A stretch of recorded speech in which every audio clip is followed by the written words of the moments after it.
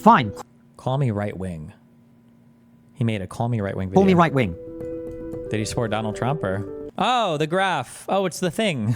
Oh, wow, the thing. For years, I've aggressively rejected the label of conservative and right-wing, not only because it was being used as a smear in elite discourse, but also because it doesn't accurately reflect how I think. My political journey is best summarized by this cartoon from my friend Colin Wright at Reality's Last Stand. That said, being right-wing was never a term of insult to me because it has never occurred to me that half of every country in the world is evil. What, we should demonize anyone who's on the right? Really? How carefully have you thought about this? How many woke people do you really think there are in the US Marine Corps or in the British SAS? What, we're going to pretend that the men and women who defend our country have nothing to offer it when it comes to values, mindset, and worldview? What? I don't even know what that has to do with it. But 2 weeks on each side of the election in the United States, I just don't care anymore. I was at the Trump event in Madison Square Garden, which was roundly described as a Nazi rally. But when I was there, I just saw a bunch of people who were happy and healthy and loved each other and loved the country, and it was overwhelmingly positive, and everybody there was just super cool and so friendly and so awesome. Not go there with my MAGA hat and pom-poms. I went there to see it with my own eyes as an independent journalist. You've probably read or watched my satirical take on what I saw there. But in all seriousness, the gap between the media lies and reality was too big for me to leave the event unchanged. What affected me most was not what I saw, it was what I didn't see. I didn't see racism. Well, an edgy comedian made some jokes and the media said he made racist remarks, but there was no actual racism. I didn't see an angry mob. To my British eye, it looked more like a WWE event. Political entertainment. The people who were there didn't agree with the comedian's racist comments. It's just that, unlike journalists, they know the difference between comments and jokes. I saw none of what I'd been promised, and that was eye-opening. It's difficult to communicate what this is like to someone who hasn't experienced it, but the nearest I can get to it is this photograph. Look at it. Does the man in the middle look like he thinks the man on the left is a Nazi whose supporters are garbage? And yet that is exactly what he said a week before the election. Oh, no. Not the photo argument. Oh, no. Oh, Jesus.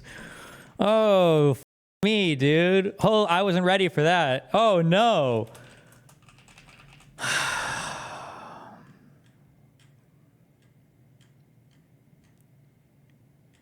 Is that the first lyrics to this? Look at this photograph. My point is, the media lies weren't exaggerations. They were just lies. And seeing is believing. But most of all, what I saw in America was choice. You could vote for more of the same, or you could vote for someone who would come in and actually do something.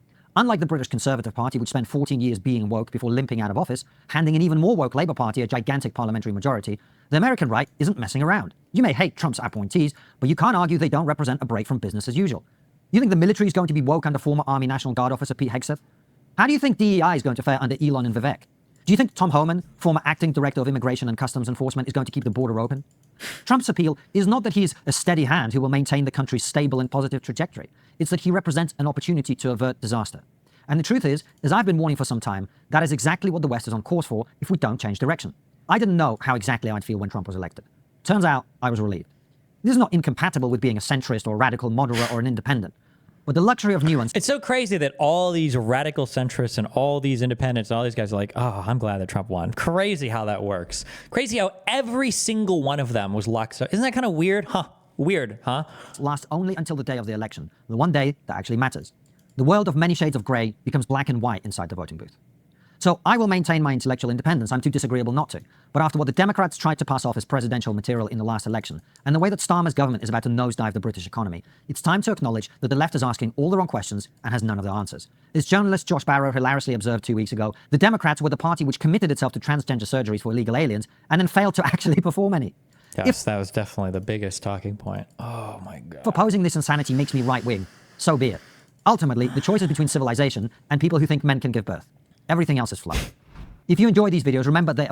But some of these like intellectual dark web people were like, oh, now that Trump is in, he's been like these are schizophrenic thoughts, okay? They're like, Trump has secretly been talking to us the entire time, and now that he's in, he's going to make all of us cabinet members from the intellectual dark web. I don't know if that's what this clip is about, but I've seen some things from this cringe lord saying that. Holy cringe. Hope that the U.S. could restart cowboy science, that we could drive a wooden stake through the heart of DEI, which devitalizes us, that we could bring back the great man theory of physics, which is just a belief in the individual rather than the committee, or that something is in the zeitgeist or the Volksgeist. I could be wrong because I don't do a lot of individual science, obviously, like actual scientific research, not even like reading papers, but like publishing papers. But the way that I've always heard this expressed is that today, like the problems with science, or not the problems with science, but if you want to make big breakthroughs, you're part of like massive teams of people working on things because you have to be so specialized in the research, working in such like grand laboratories, or like with the Large Hadron Collider, and you're working off of these theories that have had so many people all around the world working on them, that the idea that you're having one guy come in and he's like, actually, relativity, whoa, and like blowing everybody's mind, it's just generally not, that just isn't the way that scientific progress happens now. Not because we don't value great men or great individual scientists, it's just really hard for one person to like come through with that breakthrough. That's why so many of the big papers that are published will have like tons of researchers and everything accredited. But I mean, I don't know. Is in the zeitgeist or the Volksgeist. It could build us the most fantastic weapons we've ever seen,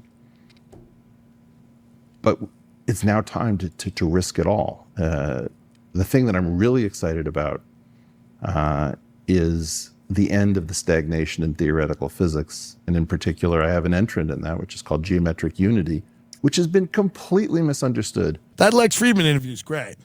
Yeah, I love Lex. Yeah. It's great. It's 6 hours because he takes 6 minutes to ask each question, but I love him. Now you are a comedian. Comedy, I've always felt, is really important. What would you say? I mean, it's just like, you're just trying to like, I'm like, oh, I'm just trying to stay in this, but he's great. He's a genius. I can't even believe he's talking to me. And everyone says he's a genius. I don't know if he's a genius. I'm sure he is a genius. What does he do? He's a coder? Yeah, for AI. Yeah. Wait, so what does that even mean? So like Does anyone have to ask credentials anymore? Does anybody know if everyone goes, Eric Weinstein's a genius. Does anyone know why? What, is there anything they've done? No, truly, because all they do is talk. Is there anything they've built? Is there one appliance that they have anything to do with? Have they come up with something even like the Rotato, which peels and slices a potato as you could? Like, is there one thing any of them have done except whack off Elon Musk and talk? I'm literally asking. And I love them all. And I don't, but I do. But whatever. They're funny. But I mean, can I ask? Because I always shit on Gary Vee. And then you got these people that are... This is why I was talking about like the great divorce. This is always my biggest complaint is that like, I guess technically Elon Musk bucks the trend here. Well, not technically. Elon Musk does buck the trend. But for so many of these guys that have like so much to say about how society is ruined and our all of our institutions suck and we can't do anything, we can't build it, we can't do, like none of them actually do anything, right? Like if the very least of these guys were working in fields where they published, you know, papers or built products or services or done something, it would mean a little bit more, which I guess now they can say Elon has. But a lot of these guys just have like, well, like what have you done to like even have these, not to say you even necessarily have to have done something to have some criticisms, but I feel like it would help a little bit, but. They're funny, but I mean, can I ask? Because I always shit on Gary Vee, and then you got these people that are all geniuses, and we're not supposed, and you can't find a thing they do. What is their job? Yeah. What is any of their jobs? to do research. Into what? Why and who? Where? Where's the what? They all do research all day, but they're all on Clubhouse for 9 hours. What are they researching? They're just talking about trans people. They're all supposedly tech geniuses who's talking about who has a cock. Yeah, And I'm dead true. serious. I think the non-binary thing's always wacky too. I'm not a fan of women getting beaten up by men in sport, but it's like, these are the best minds of our time, and all they're talking about is if somebody's tucking a D. This is all they talk about. Weinstein and Heather Heyer, they talk about trans people for 9 hours. They just sit in a room with cats running around and Heather Heyer, I mean, a voice that deep to talk about gender all day. God love you. She's like, the biological realities of the trans. My name is Heather Heyer. My name is Heather Heyer. I'm like, what the f going on? These are all you can't ask if what anyone's done. They're just. I'm not trying to be. They're very I love secretive. Lex. I bet Lex is. Yeah, they are very secretive, right? Like I took time out of my laboratory today, or I took time out of my engineering project. I was in the middle of solving how to get robots to throw baseballs at high school kids or something, and I really needed to talk about whether or not Michelle Obama is trans today, or the trans boxing shit. Jesus. I appreciate that, Destiny. All right, bye. Remember to hit that like and subscribe, and don't forget the notification bell so that my videos show up right in your feed.